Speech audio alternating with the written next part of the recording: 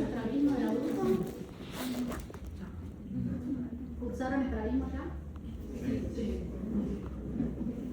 ¿Quién les dio? Fueron varios.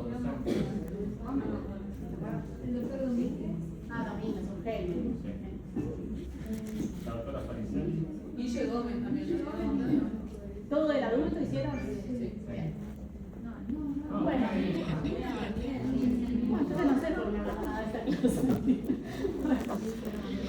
Bueno, vieron que el estrabismo es como un mundo que los maestros, todo el catalogado, los demás no quieren ni tocar, no quieren ni saber, ¿sí? Pero bueno, vamos a tratar de hacerlo algo un poco dinámico, que se lleven algunos tips importantes como para que no se asusten, ¿sí? Yo siempre le digo a mis residentes, no importa si ustedes no saben qué estrabismo tienen. Bueno, a grande rasgos capaz que una quisté, una IT. Pero sí saber si lo tengo que derivar, si es quirúrgico, si no es quirúrgico. Eso está bueno saberlo, ¿sí? Que no salir corriendo y a mí me llevan pacientes. Hoy, por ejemplo, me llegó una paciente con un loco acá y hace 18 años que está así, todos le dicen, no se puede hacer nada. Y sí, tiene una quisté, chicos, todo eso se puede operar. Y la verdad es que el estrabismo estéticamente molesta mucho, tanto al adulto como al niño. Y en el niño le pasa que le baja la autoestima. Entonces, un chico con estrabismo tiene baja autoestima. El adulto también. Pero bueno, es un tema a tener en cuenta. Entonces, ¿qué es el estrabismo? Ya lo sabemos todos, es la falta de alineación. Y puede ser horizontal, ¿cómo se llama? Sí, ¿cómo se llama? XT no. O sea, es propia. Verticales, ¿cómo se llaman? Sí. Y torsional, ¿saben lo que es torsional? Que está girado sobre el mismo eje, ¿sí? O sea, en el mismo eje está rotado. Puede ser ciclotorsión o exciclotorsión, ¿sí? De acuerdo si va hacia la nariz o no. Sepan que antes, si leen estrabismo, hay alguna nomenclatura que, por ejemplo, dice desviación vertical positiva, suponete. Siempre que dice eso, estoy hablando del ojo derecho, ¿sí? Si digo hipertropia, siempre me refiero al ojo derecho. Y hay diferentes formas de llamar algún tipo de estrabismo, por ejemplo, las desviaciones verticales. Ahora se trató de unificar eso, porque íbamos a los congresos y todos poníamos lo que se nos ocurría, es como la agudeza visual, vieron con 20, 10 décimas, más o menos lo mismo. Se trató de unificar para tener la misma nomenclatura para hablar, porque si no nos veíamos locos, y la realidad es que al que le cuesta estrabismo es como un chino, ¿no? Entonces, bueno, ahora se trató de...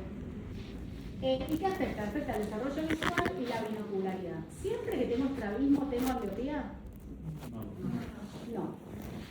Muchas veces, cuando son detectados, o es un estrabismo del adulto, o se detectó temprano y hizo oclusión, el famoso parche, ese chico logra 10 décimas de visión. ¿Y qué busco con el parche en ese momento? ¿Solucionar el estrabismo? No. A veces lo que busco es que desarrolle visión en los dos ojos.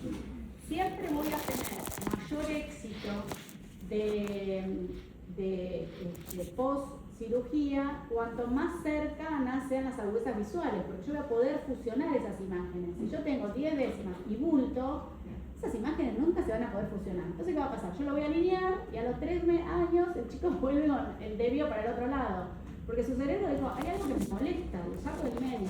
Entonces, siempre trabajo primero la agudeza visual, ¿sí? Por eso ocluyo, para buscar la alternancia, que tenga buen desarrollo visual. Antes les digo, ¿no? Mucho antes que yo, se operaban rápido, entonces no se trata, porque decían, no, hay que alinearlo rápido para que desarrolle la visión, buena visión en los dos ojos. Y creo que la dominancia sigue estando a pesar de que los ojos estén alineados. Entonces, trabajar primero la agudeza visual y después operar da mejor resultado a la persona, ¿sí? Entonces, por eso también es importante el diagnóstico precoz, porque ¿hasta cuándo tengo tiempo de desarrollar la agudeza visual?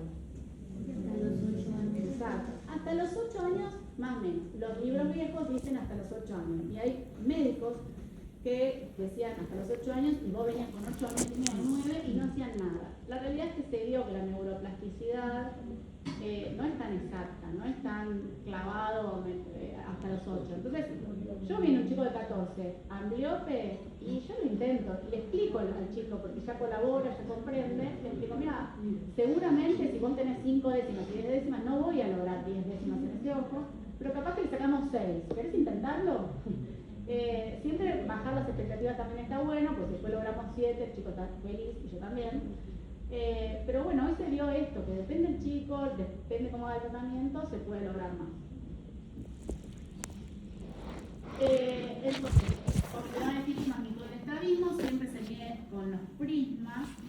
Entonces, ¿cómo se pone el prisma? ¿Lo saben? ¿No? Es muy fácil. El prisma es una flecha, ¿lo vieron? El prisma apunta a la desviación. Exacto. El prisma apunta a la desviación. Entonces, si no lo tengo en la oreja, le pongo la parte angostita del prisma para ese lado. ¿Sí? La flecha apunta a la desviación, ¿no entendés? Si viene de arriba, la flechita para arriba, ¿sí? Y la base, ¿hasta cuándo? Hasta que con el cobre esté alineado, ¿sí? A veces me paso y viene al revés, y tengo que bajar. Es mucho práctica, al principio cuesta, pero se logra. Siempre tengo que detectar las ambliopías para trabajar los primeros, si los puedo hacer. Identificar causas subyacentes. Por ejemplo, ¿qué podría ser una causa que me esté produciendo el estrabismo? ¿Qué? ¿No? ¿Fuerte? Un tumor, un coax, una toxo, cualquier cosa que me esté impidiendo que ese chico fije con ese ojo. Muchas veces no fijan, una toxo congénita. ¿Dónde hacen la lesión la toxo congénita? En la mácula, les encanta la mácula. Entonces, ese chico no ve ese ojo y la más factible es que se desvíe, por falta de fijación. Entonces, ¿para qué necesito saber la causa subyacente? Primero, para asegurarme, y segundo, para explicarle al padre que puede ser que lo alineemos y que con los años vuelva ese estrabismo. No es un láser, el estrabismo es algo manual y muchas veces los músculos son caprichosos y se contracturan. Bueno, entonces hago una historia clínica con edad de inicio, si es intermitente o permanente, ese estrabismo, sus antecedentes familiares, es importante saber si hay algún antecedente. A veces hay antecedentes y sobre todo los ambliopes tienen mucho antecedente de ambliopía. Y el padre es ambliope del ojo izquierdo y el nene es ambliope del ojo izquierdo y es como... Entonces eso es interesante averiguarlo. Si tiene cirugías previas, ¿por qué? Si yo tengo un paciente que tiene 3 cirugías, lo llevo a quirófano de vuelta, ¿qué puedo tener? Tenés que reubicar los músculos para no estar en su lugar. Sí, tengo que ir a buscar los músculos, eso está bien, pero además, ¿qué me puede pasar? Una complicación. La fibrosis y qué más. Yo toco cualquier cantidad de músculos y isquemia del... Exacto, una isquemia del segmento anterior. Entonces no puedo indeterminadamente decir, bueno, vamos por la 12ª cirugía de estrabismo, ¿no? Más de 3 ya complicado, hay que saber qué músculos tocaron, a ver si lo puedo manejar con los músculos que ya tocaron antes y no tocar ninguno nuevo, ¿sí? Eso lo tengo que tener en cuenta como trabólogo, ¿no? Y muchas veces la fibrosis que ustedes dijeron, a veces liberan la fibrosis y ese estrabismo secundario a otro desaparece porque estaba pegoteado, ¿sí? Tiene que ver también con la técnica quirúrgica, con la reacción inflamatoria del ojo, un montón de cosas. Yo tuve en el 24 tuvimos en el hospital un chico que en la moto era delivery.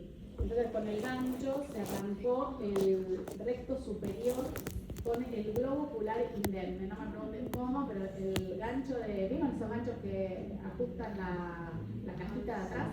Le saltó y le arrancó el recto superior y no le tocó el globo ocular, está ahí indemne.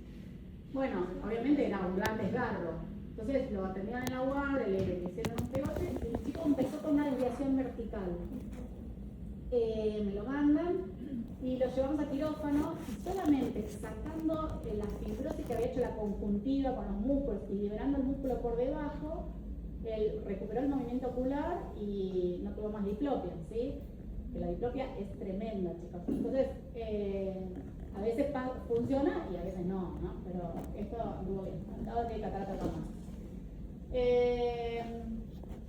El uso previo de lentes. Siempre antes de llevar a alguien a quirófano de estrabismo, háganle una buena refracción. Tiene que tener en todas las cirugías, ¿sí? O sea, es nuestro ABC la refracción. Pero en estrabismo también, esto tiene que estar en su potencial, ¿sí? Y las fotos familiares, porque a veces los padres no saben para dónde ir. Si se le va, pero ¿y para dónde? Si no, pero lo operaron, ¿y dónde se le iba? No sé, me parece que se le iba para adentro. Pero a veces pedimos las fotos y nos orienta, es más fácil ir a buscar entonces el músculo a cirugía. A veces se ven las cicatrices y la unidad, pero a veces el chiquito no colabora, no se deja ver. Entonces miramos las fotos y más o menos ya saben, nos orienta bastante. Bueno, cuando van a hacer la refracción antes de operar un estrabismo, en los chicos se tienen que asegurar que el chico comprenda lo que le estoy preguntando. Si yo le estoy preguntando a la patita de la y tiene 3 años, no me va a contestar, porque no entiende, porque no tiene la lateralidad. Entonces, tenemos que bajar al cartel que el chico entienda. Y lamentablemente en nuestra Argentina alguien trabaja parte del austral en el interior, en un hospital así del Gran Buenos Aires. Nadie, ¿sos todos porteños? Qué bárbaro, bueno. La realidad argentina no es la USAL. Tenemos muchos chicos de 10, 12 años que todavía, vos le preguntás, ¿qué le traes? No, dame la F, no saben las letras, chicos. Entonces, Pero pasa acá también. bueno, ¿viste? Entonces, eso también nos hace pensar de, bueno, no puedo tomarle con las letras, tengo que bajar a las patitas y a veces tengo que bajar más y tomarle con casa, manzana y paraguas, pero que me entienda. Ese test es, ¿para qué es? ¿Lo saben? Que le pongo un prisma. ¿Saben para qué es? Bueno, ese prisma lo uso para la dioptría de desviación, pero ahí te estoy intentando hacer.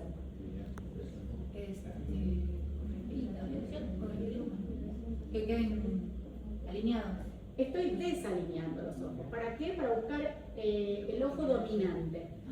Yo con los bebés a veces no se sabe si ve con los 2 ojos, no me ayuda. Este chico por más que le pregunte no sabe. Entonces, ¿qué hago? Yo voy a mirar si mira con los 2 ojos. Entonces le provoco una diplopia y el chico debería con los 2 ojos poder volver a la ortotropia, ¿sí? Si hay un ojo que yo le tengo la desviación y queda, algo pasa con ese ojo. O está ambliope o no está viendo bien. Entonces, le pongo el prisma, generalmente se usa un prisma de 4 dioptrías, y para el lado que quieran, porque lo que le genero es sacarlo de la binocularidad, le rompo la binocularidad de esa manera. ¿Se entiende esto por lo que hago? Entonces veo si ve bien con los 2 ojos. Y esto es importante, porque si yo llevo a un chico a quirófano por un estrabismo, tengo que saber si ve con los 2 ojos, porque de vuelta, si no ve con un ojo se me va a desviar. O tengo más chance de que se desvíe rápidamente de vuelta. Entonces veo, hago eso, ¿sí? Bueno, y la fijación y el seguimiento, siempre que hagan fijación y seguimiento en los niños, háganlo con los ojos por separado, porque si yo le hago así, el chico ve, pero capaz que le tapo un ojo y no me fija con alguno porque tiene un coax, porque tiene un coloboma, lo que sea, ¿sí? Entonces siempre por separado. Bueno, nuestros batallita de batalla es el cover, ¿lo saben hacer todos? Sí. ¿Cuántos hacen catarata de acá? ¿Nadie? ¿Ninguno va a ser cataratólogo? Ah, bien ahí, vamos, con ánimo. ¿Y los demás qué van a hacer? ¿Nada en general? Bueno, es interesante hacer un cover a todos los pacientes. ¿Por qué? Porque a veces vieron que dan un anteojo y dicen, no estoy cómodo. ¿Y qué corno tenés? Porque yo estoy, y te la volvés a refraccionar y te da lo mismo con los ojos separados. Pero a veces no funcionan bien cuando están los ojos juntos, ¿sí? Como los matrimonios, chicos. Entonces hay que tener cuidado con esto. Capaz que yo le hago un cover y tiene una aforia. El paciente está, y cuando se fatiga, empieza a ver doble, tiene esa sensación que no te saben decir que ven doble, no están cómodos con ese anteojo que le dieron. Entonces, averiguar si tienen folia. Pregúntelo de las cataratas, porque en el paciente añoso también la tensión de los músculos, igual que la de todos los cuerpos, empezamos a perder fuerza. Entonces aparecen esas forias que las tienen desde siempre, estaban compensadas y se descompensan. Y miren lo que les pasa esto no es pediátrico, se lo voy a contar para que lo tengan en cuenta. Cuando un paciente adulto tiene catarata, bastante catarata, imagínense que no ve muy nítido. Entonces, los bordes están por ahí, ¿viste? Más o menos. Entonces, el paciente vive con sus dos ojitos con catarata, viendo más o menos 5 décimas, 6 décimas, 7 décimas. Cuando yo le doy mejor agudeza visual con la cirugía de catarata, el paciente empieza a delinear los contornos de las cosas, ¿sí? Y a ver bien los objetos. Si hay una foria descompensada, la empieza a ver, y antes no la veía con la catarata, ¿sí? Entonces, muchas veces son esos pacientes que se operaron de cataratas y no están conformes, y terminan teniendo un prisma o lo que sea para compensar esa foria. Los oftalmólogos vemos muchos pacientes adultos post cirugía de catarata por este tema. Entonces, si ustedes le hacen antes de llevarlo al quirófano un cover and cover, ya saben si el paciente tiene una foria o no. También tienen que saber que cuando hay una foria en un paciente que lo van a operar de catarata, lo bueno es no cambiarle la fijación. Entonces, si es fija con el ojo derecho, opérenle primero el ojo derecho, no el ojo izquierdo que es el no fijador, no, al revés. Operémosle el ojo bueno para que no cambiarle la fijación y que el paciente no se sienta molesto. Así que el cover nos habla de un montón de cosas. Entonces, ¿saben cómo se hace? No. Primero hago el cover and cover, o sea, el alternado, y después el and cover, con este busco si el paciente refija, ¿sí? Otra manera de ver si tiene un estrabismo es con el reflejo de las pupilas, ¿sí? El Tinker o el Krinsky. Y esto lo vieron ya los grados, que lo que puedo estimar si tiene 10, 15, 30 grados de dioptría. En los nenes chiquitos está bueno, lo hago y después lo corroboro con los primas. Siempre me ayudo con los primas. A veces con los primas el nene llora, no se deja medir, entonces es difícil. Le saco fotos y veo. Bueno, este es un papel mío. Las limitaciones. Tengo que saber, antes de llevar al quirófano, si es una paresia, una parálisis, una restricción, cómo están sus ducciones, ¿sí? Entonces, eso lo hago con las 9 posiciones de la mirada, son para eso, para ver si hay limitaciones. Este chico, fíjense que en el ojo derecho tiene una limitación en la aducción en la mirada superior, ¿sí? Que lo puedo decir de un montón de maneras. En la lateroversión izquierda, o sea, es lo que les decía antes, hay un montón de maneras de decir lo mismo. Entonces tengo que ver qué le pasa en este ojo, si está parético. Lo primero que voy a hacer es tapar el otro ojo para ver si cuando le tapo el ojo dominante, ese va, ¿sí? Entonces, si es una restricción o es una parálisis. Y puedo tener, aparte, en los pacientes con estrabismo, nistagmus. ¿De qué me habla el nistagmus en los niños? ¿Me falta de fijación? Sí, correcto, muy bien. Me habla de falta de fijación, ¿sí? O de haber tenido en sus primeros 2 años de vida una mala fijación o mala calidad visual, ¿sí? Entonces, tengo que ir a ver qué pasa con ese chico, ¿sí? A veces los chicos neurológicos son un tema operar, ¿sí? No solamente por la anestesia, sino por el estrabismo. O sea, pasamos por todos los problemas. Siempre que dilato a un chico le tengo que que le voy a dar anteojo a un chico lo tengo que dilatar, ¿sí? Siempre con cicloplegia, que es obligatoria, a partir de los 2 años, ciclopentolato del 1%. Si es más chico, lo dilato con fotoretín, tropicamida. Y voy a detectar la hipermetropía, la miopía, el índice de refracción que tenga. ¿Qué es más frecuente? ¿La hipermetropía? Eso es fundamental fisiológicamente. Sepan que ahora tenemos una pandemia rápida producto de la tecnología, ¿sí? Cuando tengo una esotropia, el ojo está para adentro, puede ser acomodativa, entonces le tengo que dar la hipermetropía total, ¿sí? Eso es un tip de estrabismo, lo vieron ya eso, las esotropias acomodativas, que muchas veces funciona y muchas veces es parcialmente acomodativa o cero acomodativa, pero yo tengo que probar eso, ¿sí? Entonces primero arranco con la corrección total de la hipermetropía. Y otra cosa que nos sirve mucho para saber si hay una foria, porque a veces lo veo alineado, la madre te dice, no, pero desvío. es esto, ¿no? Que es el test de estereosis. El test de estereosis me habla de eso, de que su fusión y su binocularidad se desarrolló normalmente. Cuando menor de 4 años es medio lábil, es medio difícil, pero salió este tema, el test de Lang, que es el que les puse ahí, que es re lindo porque uno le muestra y si el chico es colaborativo, te dice que ve. Y algunos te dicen, ve una sombrita acá, te pueden señalar donde vean el dibujito. Mucho más difícil es hacerle con los anteojos, pero también se hace, ¿sí? Yo uso mucho el LAN, que es ese de ahí. Y puedo tener en estrabismos que tengan folias, la correspondencia retinal anómala, ¿saben lo que es? Es el punto de la fobia de un ojo, no se corresponde con su fobia del otro ojo, ¿sí? Entonces, ojo con eso, porque si yo tengo una correspondencia retinal anómala y la levanto, la suprime el paciente, y yo supónganse que lo mando a ejercicios ortópticos para que fije con su fobia, le genera una diplopia, ¿sí? Entonces, esto es para eso, ¿sí? Para saber que no, si puede, aplica o no que haga ejercicios ortópicos. Bueno, acá están justamente cuando tengo 3 posibilidades: que tenga correspondencia retinal normal, anómala, que es cuando fija con una parte parafobial en un ojo, y la supresión, que directamente, por ejemplo, estos estrabismos de niños desde muy chiquititos, suprimen un ojo, no es que ven doble, suprimen directamente, ¿sí?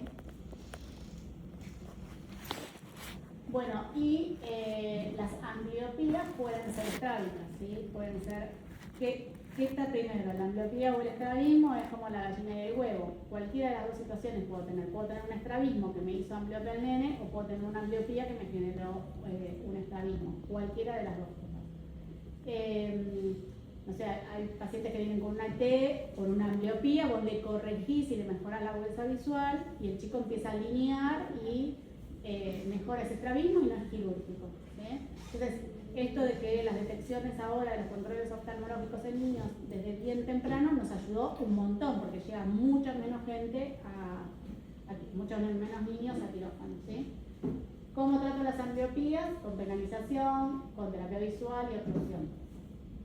Bueno, estos son los estrabismos más frecuentes, las exotropias acomodativas o esotropias, que siempre pruebo de darle la corrección. Exotropias intermitentes, que son estas que capaz que el nene viene alineado y te dice, pero sabe doctora que se sienta a mirar tele y se le va el ojo, y vos capaz que no lo encontrás, el chico no se deja hacer el cover, pero bueno, muchas veces yo pido fotos, sobre todo en pacientes que no colaboran, por los síndromes de Down, por ejemplo. A veces te dicen, no, pero doctora desvía, se sientan, entonces les pido fotos, porque me ha pasado de no poderlo encontrar en el consultorio, porque el chico grita como un marrano, y decirle, sí, tráemelo, que tiene el trámite. Entonces, ahí está buena las fotos. Tengo que saber si es un estrabismo paralítico o restrictivo, y lo tengo que diferenciar porque otra de las cosas es que si es algo parético, tengo que ver cómo está el entorno, desde cuándo es día, desde cuándo apareció esto. Yo tuve una paciente que venía por un estrabismo, por una ET, y en realidad cuando le evalué, en realidad tenía un parálisis del sexto, que le estaba haciendo llevar el ojo hacia adentro, pero cuando llegó, era una nena de 4 años, ya me llamó la atención que medio se tropezaba cuando caminaba, y dije, ¿desde cuándo siempre se tropieza y camina así? Me dice, no, dice, hace una semana que está así. Obviamente, imágenes, tenía un tumor de fosa posterior. Entonces, saber si es una parálisis o no. Y como lo evalúo, de vuelta, le tapo el otro ojo y le hago mirar con ese ojo, ¿sí? Es otra cosa que da parálisis y es muy frecuente en niños, y son parálisis del sexto. ¿Todos saben a qué afecta la parálisis del sexto? Al tacto externo.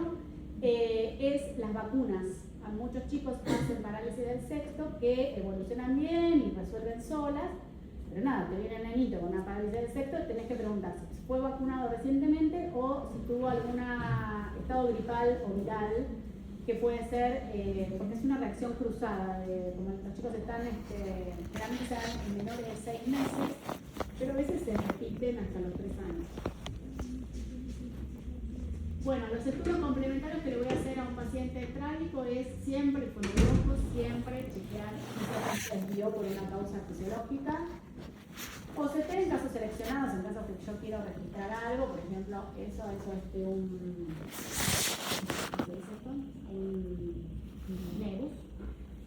Una resonancia, si hay sospechas neurológicas, por ejemplo en este caso está en el frontal, eso le decimos de urgencia, siempre se pide resonancia, con y sin contraste, de cerebro y órbita, cortes finos, axiales, coronales y sagittales. Así se pide una resonancia para un estudio neurológico en un niño, ¿sí? Y fotografías para seguimiento. El plan terapéutico siempre es la corrección óptica primero, el tratamiento de la miopía, ortóptica científica. Hay como grandes discusiones, por ejemplo, los cataractólogos no quieren los ortópticos, pero los estrabólogos amamos los ortópticos porque nos ayudan en esas pequeñas folias o pequeñas dioptrías que a veces con ejercicio fortaleces el músculo y andan bien. Pero hay que saber para qué paciente, no es para todos, son 15 minutos de ejercicios en una semana, el paciente se tiene que trasladar, después tiene que hacer tarea en su casa, o sea, tenés que hablar un poco con el paciente. Pero algunos obviamente no quieren ni hablar de la cirugía, entonces bueno, es una opción también. Los primas no lo puse, pero bueno, los primas pueden ser otra opción. Y la cirugía tiene sus indicaciones, por supuesto. Y el pronóstico es según el tipo de estrabismo, ¿sí? Hay síndromes que son mucho más difíciles de tratar, que son esos, por ejemplo, el síndrome de Ciancia, no sé si lo vieron, que son esas ET, que aparte de T tiene una limitación en la lateroversión y demás, que ya sabemos que con el tiempo vuelven a repetir esos estrabismos y se lo tenés que avisar a los padres, porque si no, primero para no quemarte vos, porque si no fuiste una médica que no le avisaste que a los 10 años se iba a desviar de vuelta, o antes, y segundo porque es la progresión de la enfermedad, de lo que tiene el chico. Bueno, entonces, el estrabismo no es solo estético, muchas veces es funcional y muchas veces, lo que les dije antes, levanta la autoestima del chico.